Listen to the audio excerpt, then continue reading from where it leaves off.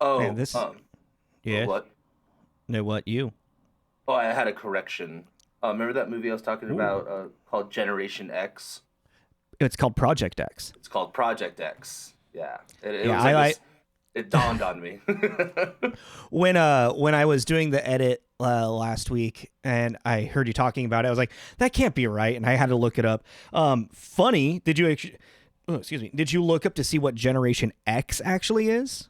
No. So Generation X, it's an actual show that was released on Fox in like the mid late '90s. That was a complete. They were trying to do X-Men. Like there's a character named Jubilation Lee, and like I remember Gen- actually reading about this. Like they like Fox somehow like they had the rights for X-Men. This is before the movie, oh, and okay. they tried to do some like weird like X-Men show without it being called X-Men. So they did Generation X, and it looks awful. Kind of Oh, like that really? Birds of Prey show. The one with Birds of Prey show. the one that follows Huntress and Oh, oh yeah. Okay. yeah, that though Oh, that did you buy that for me or did I buy that? I bought You that bought for you. yeah, you bought that for me. Yeah. Yeah, I remember you're Yeah. like weirdly fixated on it for some reason. Yeah, because it was just like I am just strangely fixated on lost TV shows like that. Like Generation X I kind of now want to watch. You're just gonna have this weird like B Collect B rated collection of random ass like random like CW before CW. exactly. Well, it's like, oh man, that's like I want to get my hands on the Mortal Kombat TV show, the live action Mortal Kombat TV show that happened. That aired on like TNT in like the early 2000s cuz that's just as bad as all of this other shit. It's like it's just I'm making notes for future presents. making a list, checking it twice. Am I going to be naughty or nice? I think we So should naughty. I think we should get into the episode. We've been talking. We Yeah. we should, yeah. This is Yeah. Tommy. This is Jacob. This is This is Tommy Tommy and and Jacob. Jacob mixtape. Tape. There's a leg.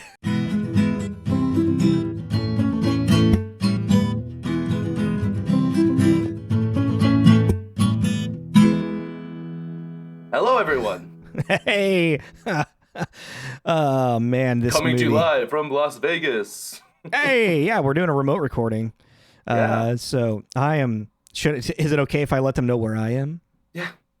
It's I'm weird. You're at, yeah, I'm recording in Tommy's apartment while Tommy is in Las Vegas. in a hotel, and I'm looking at my apartment. It's weird. I'm not gonna lie. But I actually got some recording equipment, so hopefully this will sound a little better than our previous ones. But we're like, hey, let's give it a remote recording a try again and see if we can make Yeah, that a thing. and worst comes to worst, I just have to work a lot on the edit and make it clean or whatever. But yeah, this week, if you haven't clicked on the title, we are doing planes, trains, and automobiles. This movie came out November 25th, 1987. It's They an oldie. almost it's an only it's so and this episode is releasing on November 25th. Right. It's going to be the anniversary of this It's movie. I think last week I was saying 25th anniversary. I'm like, oh no, 35th anniversary because I'm turning 36 a day after this episode airs as well. So I'm not 25 as much as I want to believe I still am. Age is just a number, you know. Time is a construct, Time is a construct, as you always like to say.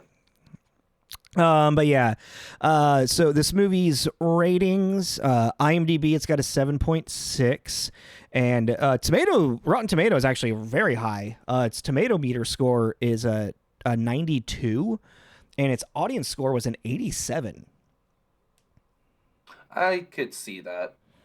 Yeah, I mean, I do too. I mean, there's definitely, well, we'll get into it when we talk about everything else, but like this movie is definitely like, aged, like, Yeah, but it's not the worst no, kind of it's, aging. It's just no.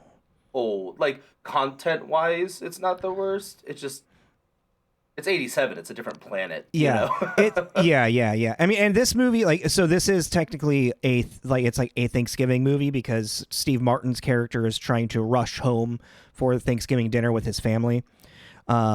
But there's really no actual, I mean, if other than like them becoming friends, like it's more of just like a travel buddy comedy. Yeah, and like for the synopsis, just since you kind of Hmm. already brought it up, two entirely different men find themselves traveling from New York to Chicago, with shenanigans and obstacles at every turn. Yeah. Yes. Um, yeah, I mean, so I mean, box office wise, it was number 21 of the Hmm. year. And we just did Monster Squad 87. I actually got 32 movies out of 200 again. I got 18, Yeah, I think we I think we kind of discussed that. roughly the same. But I do got to say I thought I had actually seen this movie and I hadn't. Really? Yeah.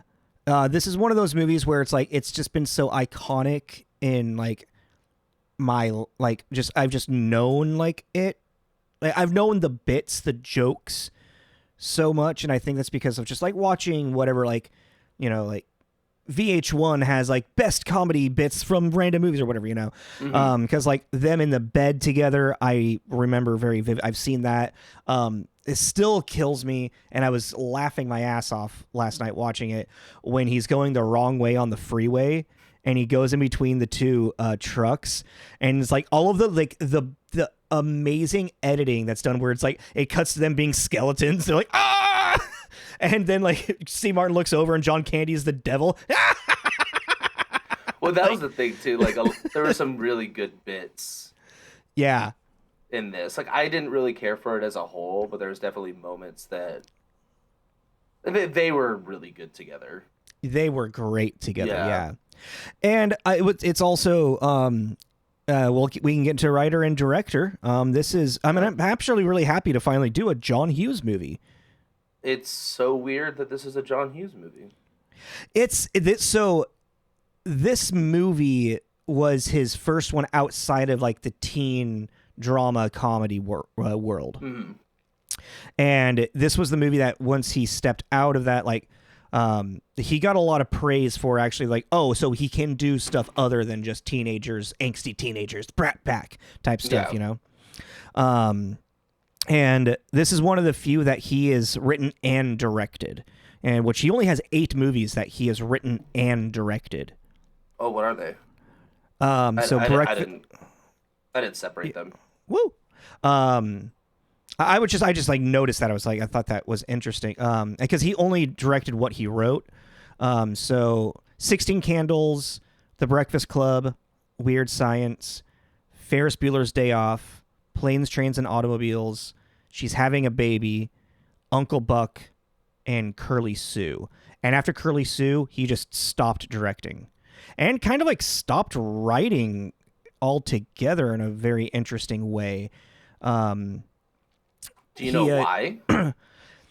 I think just like after it seems like just when I was reading on his Wikipedia page, like after Curly Sue and it kind of like was a bomb, he kind of wanted to just like fade away from the like spotlight. Like he had been such a, Mm. big deal through the 80s, and I think he just wanted to spend time with his family. But because like I mean he's also like credited for writing movies. Like he wrote Mr. Mom. He wrote Mm. National Lampoon's Vacation and Christmas Vacation. He wrote Home Alone.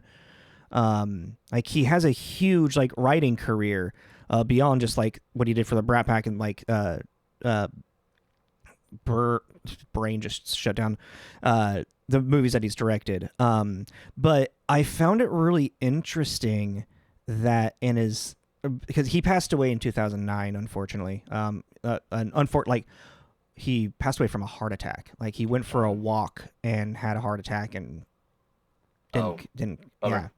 It was a really yeah. No, I remember when he passed away I was very very very sad and then I watched The Breakfast Club on repeat.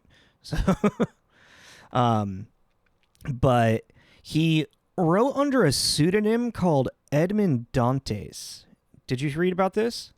Well, yeah, Edmond Dantes. I was like, I remember that name, and he's the bad guy from Count of Monte Cristo.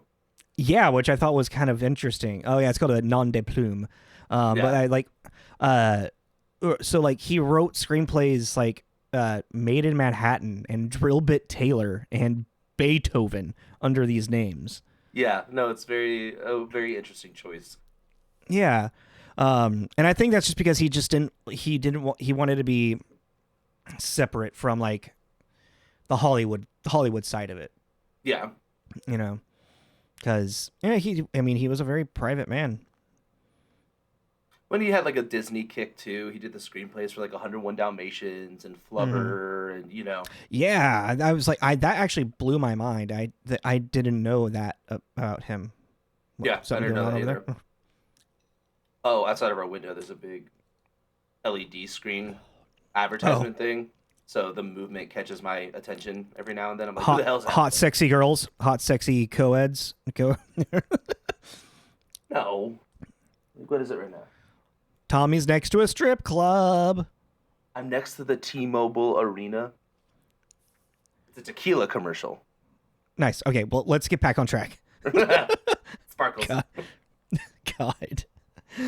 But yeah, again, this is like a wonderful movie for us to have the same writer and director. Yeah, I love that. I highly recommend anybody who enjoys movies to check out almost all of John Hughes' movies, especially the ones that he's written and directed. Um, like all of those movies are absolutely wonderful movies. And Uncle Buck is hilarious. It's John Candy and Macaulay Culkin, Hmm. and yeah. So I mean, I just miss John Candy too. yeah. Well, let's get into the starring and then we can talk about him a little bit.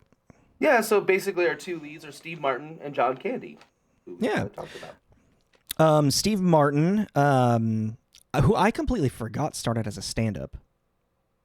Yeah, it's funny. I was actually talking to my mom about his stand-up the other day. Hmm. Terrible, terrible stand-up. I really don't like his stand-up.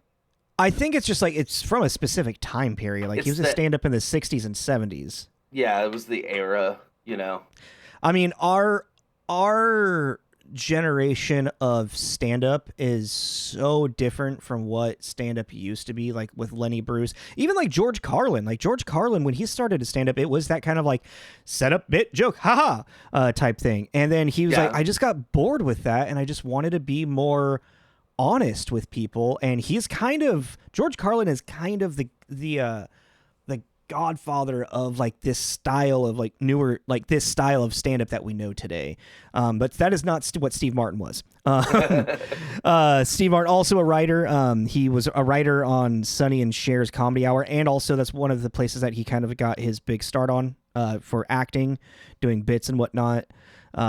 He's, I think, most well known for, I don't know, because he has such a large career. The Jerk was like his big like claim to fame as like solo movie that he also wrote. hmm. I didn't realize that he wrote The Jerk as well. Oh, I didn't know that. Yeah. Cool. And for me, Steve Martin is like the late '80s, early '90s movie dad. Like Cheaper by the Dozen, Parenthood, Father of the Bride, movies like Yeah. that. And He I think you and is. I can both relate to that about with Steve Martin. Yeah, well, yeah, but also when I think of Steve Martin, I definitely think Cheaper by the Dozen, Little Shop of Horrors, and Three Amigos. Yeah, yeah, Those are like my go-to. Those pop in my head. yeah. Little Shop Or- definitely because he's great in that. He's really He, funny in that. yeah. And then yeah, our second lead, John Candy, also rest his soul. He passed away, in the in '94. Heart Um, Attack too. yeah, well, he lived a very rough life. Rock and roller kind of. Yeah. John Candy, I don't know, what would you say his like most well-known role is actually? I mean, this is kind of one of them. Yeah, Uncle Buck and Spaceballs, maybe Yeah. would be Um, two. my favorites from him are like The Great Outdoors with Dan Aykroyd. Oh Um, yeah, there's that one. and I remember when I was a kid, I remember really loving the movie Who's Harry Crumb. He plays a PI, and he's just kind of like a dimwit, Yeah, but he actually is like good at his job. It's yeah. And then Cool Runnings. I never saw Cool Runnings. Okay, yeah, that was definitely a movie from my childhood.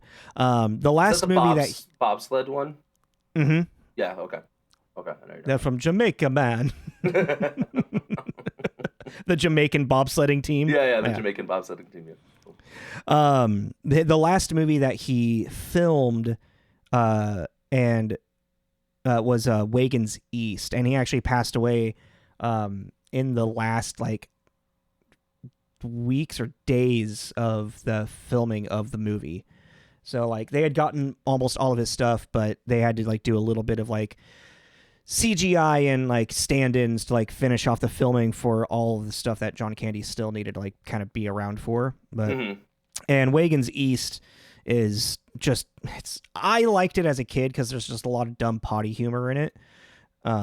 But Okay. it's definitely it probably hasn't aged well. I mean, it's got a really bad like review on it, but IMDb score. But yeah, John Candy, he was fucking hilarious, and And like he was only 43, which is crazy. yeah, well, but he teetered, like he had a compulsive eating habit. He would always go to food when he was stressed. I was reading about. And he also like he smoked like a pack of cigarettes a day, was a heavy drinker, and it's the 80s, so he did a lot of cocaine. Like there's they were saying that like apparently he like he would like teetered around like over 300 pounds like quite often throughout his career. Yeah, I mean, he was a big guy. Yeah. Well, even in this movie, he's constantly smoking. Mm-hmm. Mm-hmm. Like pretty much the entire movie. Yeah. But that's yeah, that's the habit.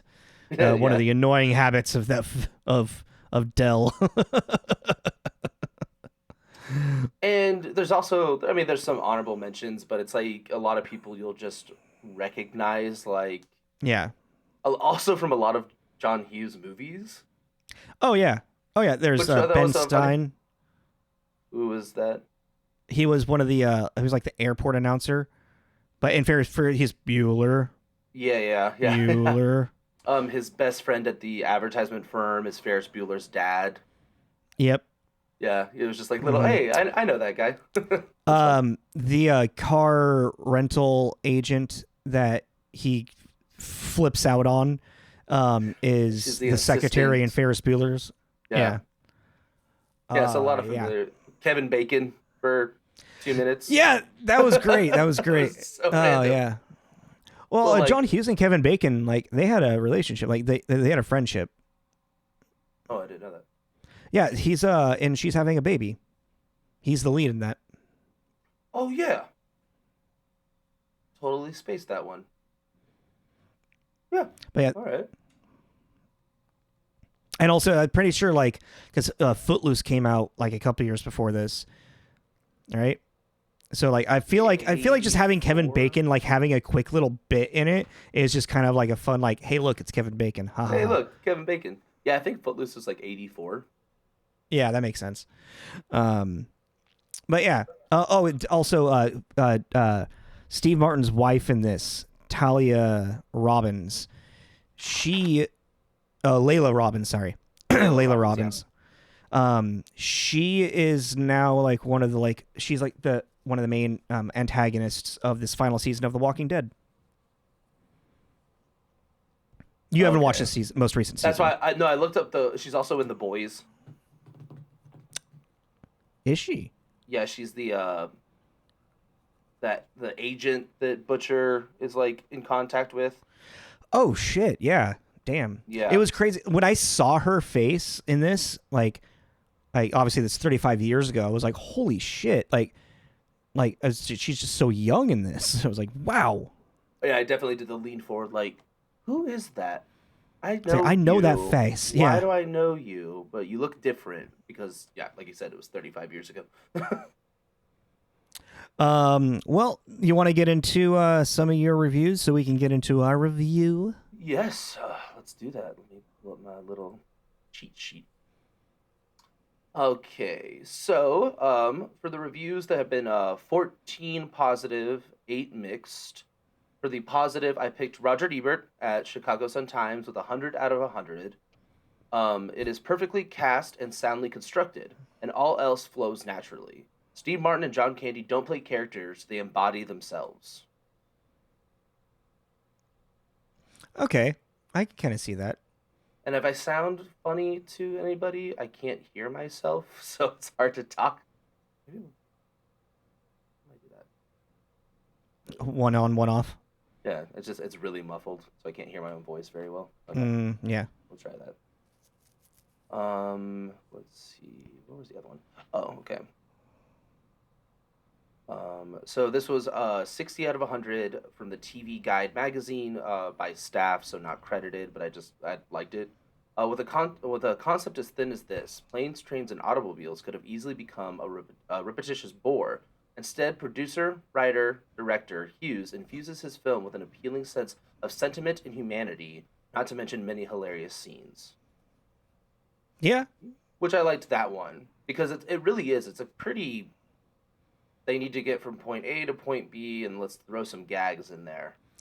I mean, yeah, no, it's like it's one of those things where like any like adventure comedy type thing is like, what is the next bit that can top what the last bit was? Everything has to build on top of itself, kind of like I was talking about in Adventures of Babysitting long time ago. You know, it's like everything has to kind of like lead to this next thing that's gonna become like in this one the car lighting on fire, you know. That was a moment that I was waiting for when Steve Martin just it's over. It's done. Right. Game over, man. That got me. But yes, yeah, you have to have this like ever escalating thing through line basically. Otherwise it would be really boring to watch. Yeah. Do you have any other reviews? I just picked those two because they kind of all were pretty much the same thing. That's fair. Yeah. Like the lowest it got was a 50. Yeah, and you know, I really believe that this movie, I mean, it's a classic comedy, but like what's hard with like comedies and like sometimes they just don't age well in a sense of they just kind of get outdated, and like comedies and ever evolving. I mean, movies are ever evolving, but like how audiences like take in comedy, or even just like how horror was. You know, how audiences take in horror today is very different how they took it in the 80s, how they took it in the 60s to the 50s. You know. Yeah. Because still one of the highest rated comedies of all time is Some Like It Hot with Marilyn Monroe and Jack Lemmon and I forget his name, the other guy that's in Grumpy Old Men. Yeah, I can't remember what his name is, but now you're talking about. Like that movie, I watched that for a film class and I enjoyed it, but I was like, in my mind, I was like, this is one of the greatest comedies of all time. This is kind of a boring movie, but it's like, oh, but like it's a standard for like what, like where comedy came from, and Exactly. I feel like, yeah, and I feel like this movie kind of like envelops that idea and feeling as well, and I think it's also because it is also it's such a pinnacle or a high point in John Hughes' career as well. Mm-hmm. Like, but like for today's viewing, like I wrote down, it feels kind of slow and drawn out at times, but that's because I think of just like how it's just being, you know, presented like at that point in time. Because like I feel like it, like from this we have in what, like another 7 years or so, we get Tommy Boy. Like 5 to 7 years, Tommy Boy comes out. And there's a lot of elements of Tommy Boy. I feel like Tommy Boy took a lot of like inspiration from this movie. Well, 100%, you know. Yeah. Big guy, little shirt. Yeah. Yeah. Well, that's also something with this era too. That's kind of like what you're saying. It kind of ages. It just ages because a lot of the times there'll be a lot of jokes that you're just like, Yeah.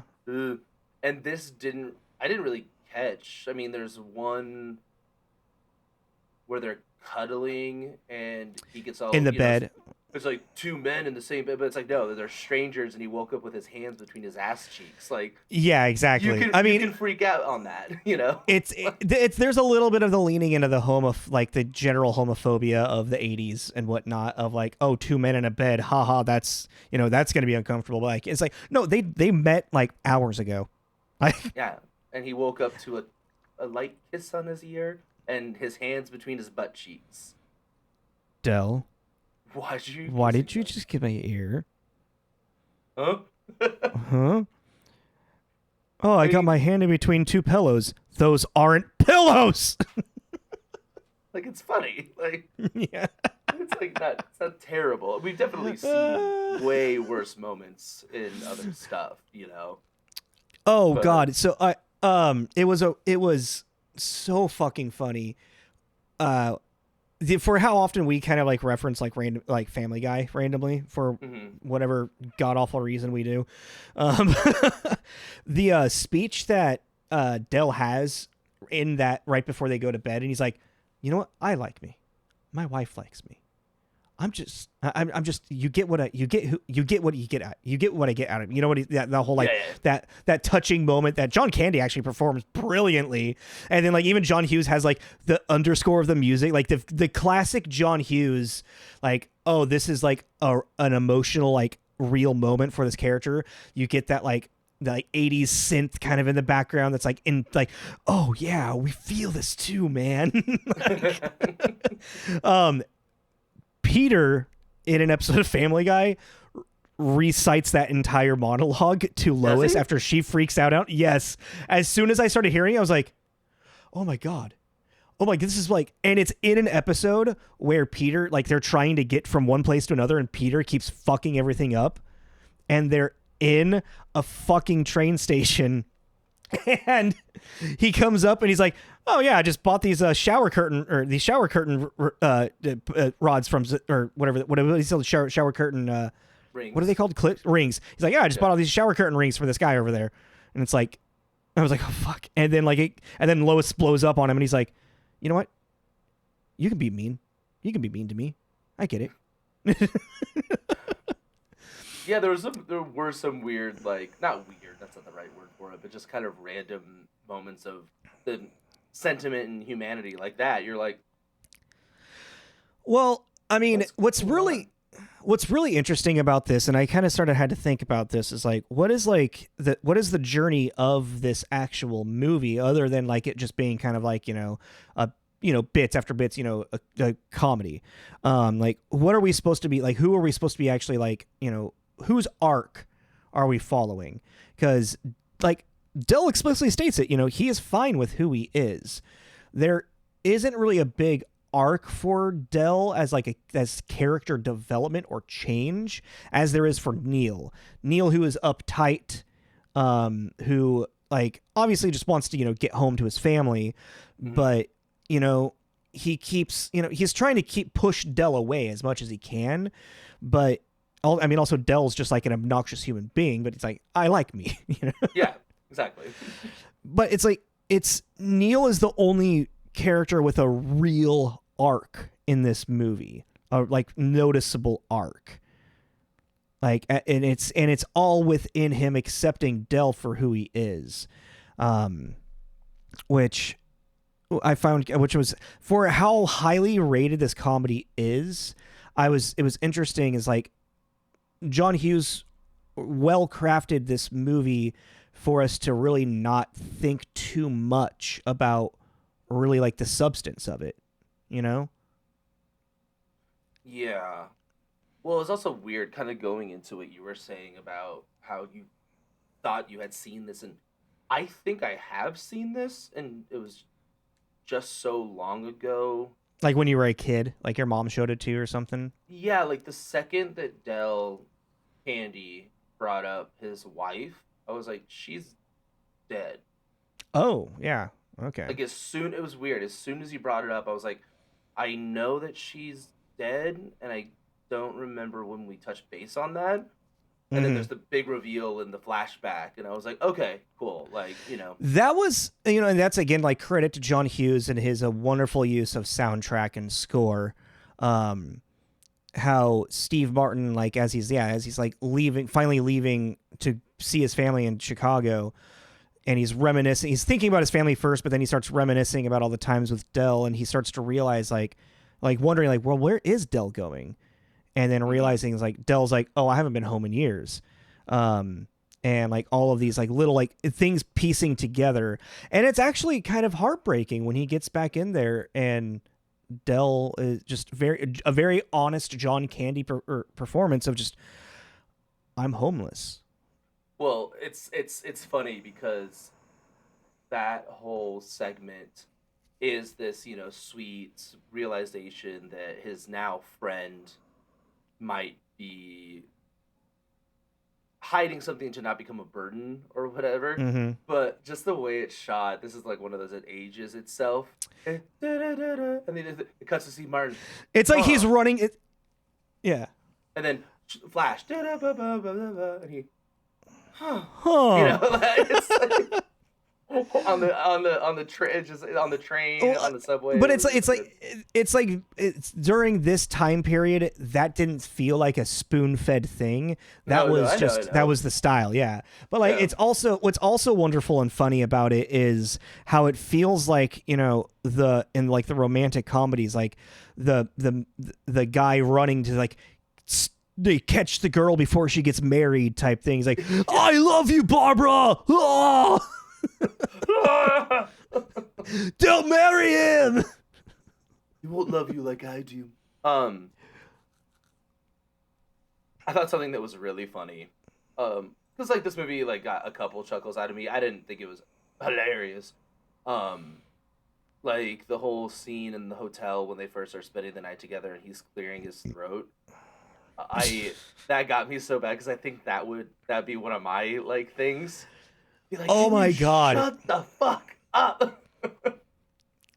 I was I'm kind of like, I am like Dell when I go to bed like that sometimes. It's like that's why I have a hard time sharing rooms with people because I kind of need to go through like a weird shit like that for me to actually go to sleep.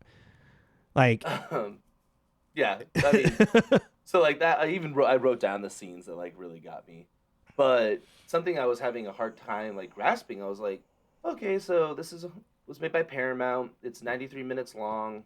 It's rated R. It was rated R? It's rated R? Yeah, and I was like, okay. That's weird. You know what it is? I know what it is. Steve Martin's fuck. Yeah. But I'm sitting there and I'm like, there's not really any nudity. They're not swearing it. Like, he's smoking, but no one cared. It was 87. Like, what is like the deal? And then that scene comes up where Steve Martin says "fucking" 18 times in about a minute, and I went, "There it is, there it is." Okay, cool. His meltdown was so fucking funny. It was in that scene. I loved who he was doing it to. Oh, yeah, because she's just, like, one of the sweetest, kindest-looking motherfuckers ever. Get that smirk off your rosy fucking face. Jesus, Steve. No. Did you keep your rentals receipt? I threw it away. Well, you're fucking stuck. Or no, what is she goes, oh boy, what? You're fucked. That's right. Even when he crumpled it up too, I was like, well, that's gonna come back to bite you in the ass. No, there's a cleverness in the editing and in like some of the shots, like how the credit cards get swapped at the first hotel, and Dell ends up with Neil's credit card. There's like a lot of cleverness like that. It's like little. This movie still like has its like weight in comedy for today's audiences. I think in its cleverness of that, because that's like it's like almost a mistaken identity type thing. It's just like the little switcheroos. I mean, if you think about this movie, then you think of like Tommy Boy, and that's a travel buddy comedy. Or then you go into Due Date, like Robert Downey Jr. and Zach Galifianakis, it's you see like these moments that are just so iconic for like it's like it's the same idea only in a different container. You know what I'm trying to Yes. say? Yeah. Well, because it is. It's gag leading to gag leading to gag. Yeah. And then you need to have a byline to connect it all of why are these people together and where are they going? Yeah. You know? Well, because it's also the writing, too. Because if I remember correctly, with the whole dialogue between Dell and Neil, Dell never says why he's going to Chicago. No. No, never. He never mentions anything. But Like he's Neil just being just like so fixated on his journey is just like, okay, let's go. Which I was like, oh, that's exactly. interesting. So what's interesting with that as well is I was reading apparently someone like there's a theme by this writer. His name is Argun Oljan. He thought that this movie could be like a portrayal. What is it? A portrayal of in-person interactions between people of different economic classes. People curse, make out in public, speak in platitudes, and retell the same jokes. Generally, they are coarse and loud, imperfect, but not without love. So if you actually kind of like think about if John Candy is homeless or Dell is homeless, and you have Neil who's kind of like upper middle class, and like that's then it really just turns into like you're watching Neil, who's this like well off executive, whatever what weird firm he works for. Also, that's another thing. He's an advertisement. It's so interesting is like in the 80s, like the lack of like character, like development of like who they are. It's like, oh, it's like he works at a big firm. He makes a lot of money and they're leaving for the holidays. Like, what is that for a month? You're just not going to work for a month. Like, okay. Yeah. Lucky motherfucker. Well, it's funny that you say, it's funny that you say that too. Cause it's like Baby Boom with Diane Keaton. I love that movie. I've watched it 100 million times. Could not tell you what in the beginning her job actually was. So I think you're onto something. Like no, I mean, well, it's like even like if you think back, like the most infamous thing like this, I think is from Ghostbusters to Ghostbusters 2. Sigourney Weaver's character, who's like she's a cellist in the first one, like for the New York Orchestra. Yes. For the New York Orchestra, and in the second one, she's now works at a museum. She's the painting restorator for the Natural History Museum in New York. Yeah, it's like, wait, what? Okay, like who cares what these people do? Let's just watch the comedy, haha. But I was like, on that note, I was talking to Roberto about that, and I was like, oh, I mentioned the same thing. It's like, no, these are two jobs that you spend a lifetime, perfecting. And apparently he was like, oh no, they bring it up in the second one, and I was like, what do you mean? He's like, oh no, she has a dialogue where she's like, man, like. Basically, I had the kid, so I couldn't go back to play cello. I wish I could go back to the orchestra. And I was like, so instead she became, like, these are, like, medieval 100-year-old paintings that she just now can restore on a whim. Like, I don't know. Yeah, she was moonlighting as it, I don't know. Yeah. But, sorry. But, yeah, so, like, when you actually kind of look at like this whole thing of like of social status and social class, you kind of realize that this movie is more about Neil becoming more grounded in reality and becoming more of a humble person. Because he's forced out of first class. He now has to travel in economy, which he's losing his cab left and right, all that stuff. Before that, then they have to travel, and then the hotel that he has to stay at, is not a very good hotel he would never stay at, and then he's forced onto a train that he's never really traveled that way. He's forced onto like a Greyhound bus type situation. He's constantly forced into this like lower status that he just gets increasingly frustrated with until the breaking point of the car setting on fire.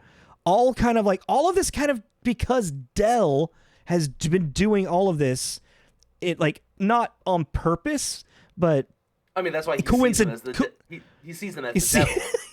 Yes.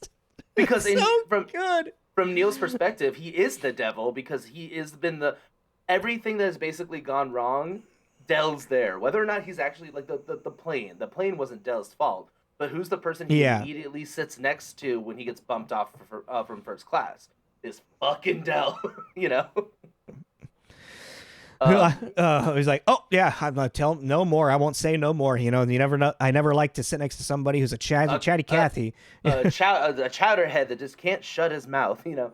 Well, but it's even like with the bus scene too, kind of going what you're talking about the class thing, I guess, in a way, is that Steve Martin's like, oh, I know once we start singing the song and no one knows it, and then Dell starts singing the Flintstones theme song. Flintstones. Which is a huge show. Everybody knows it. You know, like he's like, like sing something like this that's more, you know, like it's like Dell is for the people while Neil is like for his family and for myself. Exactly. Yeah.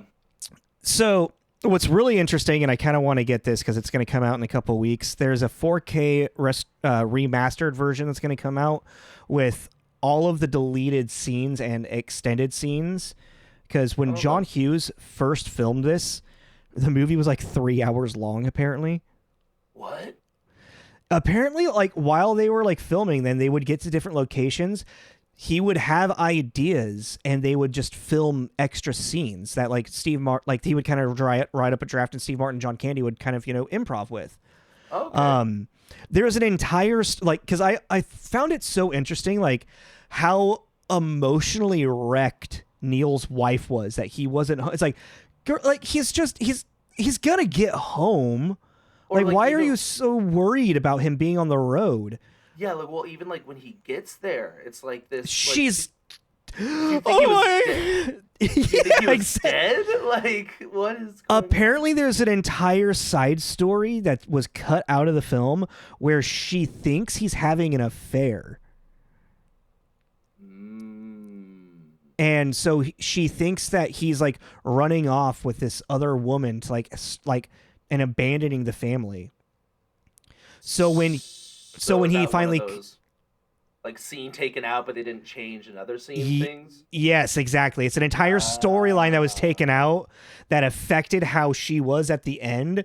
But at the same time, it's like once he comes home, like she's just happy to see him, and you know whatever she's just you know happy. You can make that work. Yeah. Yeah, so like that, like it makes I'm like I want to watch this like 3.5 hour. I want to watch the Hughes cut of Planes, Trains, and Automobiles. Release the Hughes cut. Yeah, I lost it. Yeah, I mean that's okay. I mean, I'd be curious to watch it too because like I said, I didn't really find it super hilarious, but I like to see these deleted scenes of them to just kind of. Running with it, you know what I mean? Like, yeah, kind of cool.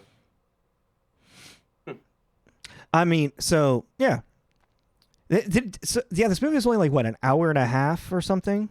Yeah, 93 minutes. It felt longer. It felt a lot longer actually, and I think that's because of like what I was talking about with like the pacing and how it felt kind of slow. Like there was like. By the time they got to that like last hotel where they're actually like drinking and having fun, and I realized that there was like still 20 minutes left of the movie, I was like, what fucking else can happen to these guys?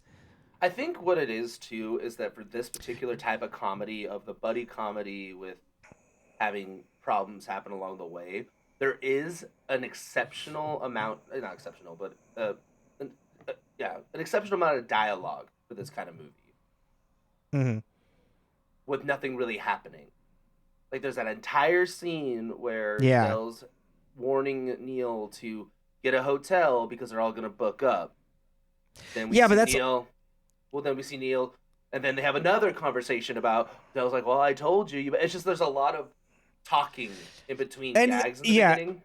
And I think that's kind of very much like that's the setup of what this type of comedy is like there has to be that like pre-warning for Neil. So then it's kind of like hey, Neil, you were warned, you were told. This entire movie, he's being told that like his friend at the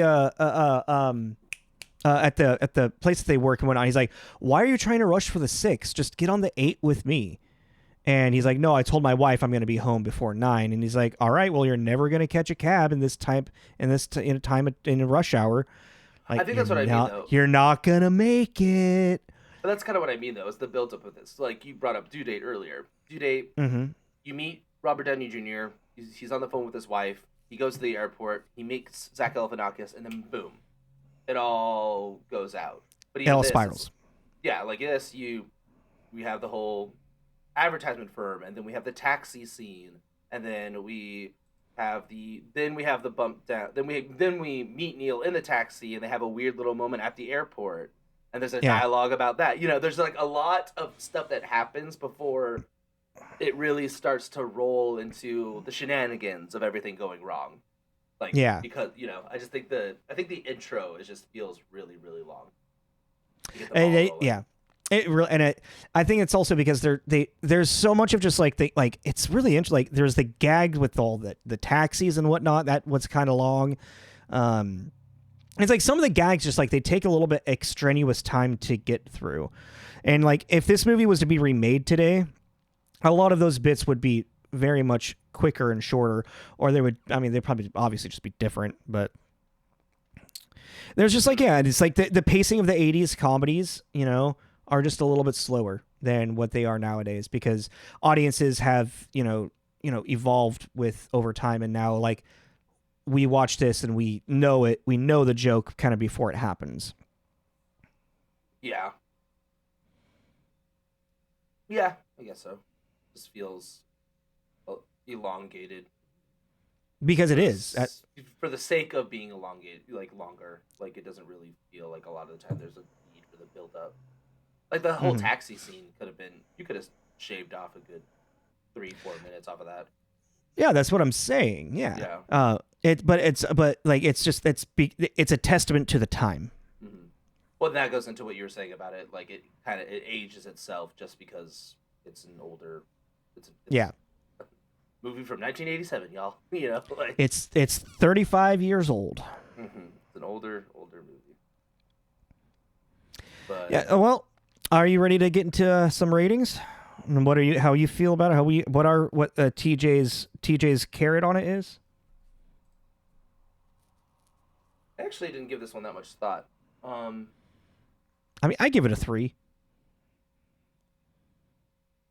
Yeah, I guess so because it's like it's not bad. 3 out of 5. Yeah.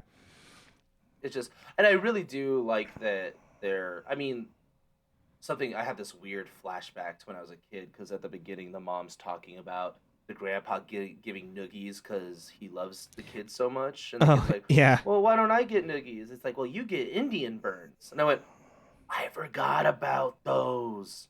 Oh God, those hurt so bad. I forgot. And also such a horrible name. I know. Why were they called that? I don't remember. I remember that as a kid.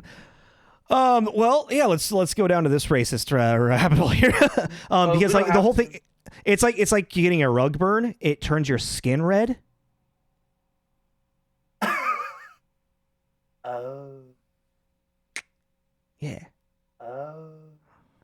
Yeah. Yeah. Yeah. Let's That's that. Okay. Also, that's a very, very young Matt Lawrence. If you didn't recognize him, That's who that was. Okay. Yeah. I was like, I know. not just that's a baby Matt Lawrence. Baby Matt Lawrence. Okay. But yeah, I just was like, oh God, I remember that. And I was talking to my partner about it. She's like, I have no idea what that is. And I was like, I feel like that's kind of more a weird white people thing. I don't know if that's Probably.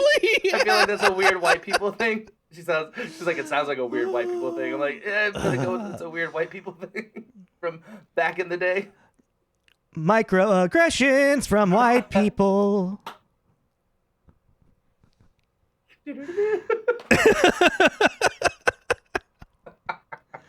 All right. I think we can be wrapping this up actually. Yeah. So yeah, maybe 3.5 out of 5, 3.5 out of 5. I'm going high. It's a 5 out of 5, Tommy. I just say 3 because of that. It's like that's what I was getting at. Is like there are moments that you could kind of argue, but it's like as a whole, it really is just a buddy comedy. Yeah. Slapstick. Oh, what's gonna happen to them now? And there's really not any. And they're like, as the review said, there is like a bit of humanity and sensitivity to it, between these two men. Like, learning Yeah. their differences and coming together to solve a problem. Yeah. There's good messages to it. But. And it's an iconic, like it has iconic scenes in it. Mm-hmm. Like it stands the test of time because it I mean, I don't want to say this started like the buddy comedy travel thing, but it has moments that inspired. Today, Junior. I'm sorry. All right. I'm trying. There's the thought in my head of what I'm trying to say, and my words won't formulate it. But you keep getting stuck on it. It. Okay. I should just stop talking about it. I do. I think it definitely helped build a blueprint for the traveling cross country. Because, like you said, Tommy Boy, Due Date, there are these similarities, and it's just kind of it's a different package. Like you were saying, the different. I mean, I don't know. I don't want to like say like this is like the first one that did that. I'm saying it's an iconic one. Yes. Yeah. That helped build, this whole idea. Mm-hmm. Yeah. What are we doing next week? We're starting our holiday stuff next week, aren't we? Oh, we are. We're doing a Christmas story next week. Yes. Right. Because we're kicking off Christmas. Yeah, we're gonna do Christmas story. Yeah, we have our whole list all ready. Actually, I forgot about that. Mm-hmm. Cool. So yeah, join us. Yeah, and the sequel's coming out. A lot of people didn't know that. There's a sequel to A Christmas Story. A Christmas story? Yeah, A Christmas Story. Or A Christmas Story? Or Ralphie's the dad now trying to Yeah. set up Christmas. And having a new appreciation for his father, and I don't know. Well, what I actually, I'm about to go down a rabbit hole talking about that because I already have predictions of what I think that movie's going to be like. But let's save that for next another time, and for another time. All right, cool. So yeah, like and subscribe. YouTube, Apple, Spotify, Apple Podcasts. I really hope that this comes out okay. But like I said, I got my microphone. The only thing that's going to be kind of like weird is like you kept like hitting the table, so your camera was shaking like a lot. Whoops. Yeah, it's all good. Okay. It's like, I noticed it way too late, and it was like, fuck it. Don't even bother mentioning it at this point. Yeah. All right, cool. Well, thanks for listening. Join us for our upcoming holiday season with A Christmas Story, and I think that's everything, right? Yeah, and we'll be back into our regular studio next week as well. So. Yes, I will be back in town. Cool. Mm-hmm. So this is Tommy. This is Jacob. This is Tommy and Jacob's mixtape. Damn it! If you would have just kept saying it. All right. Bye. Bye. Talk to you later.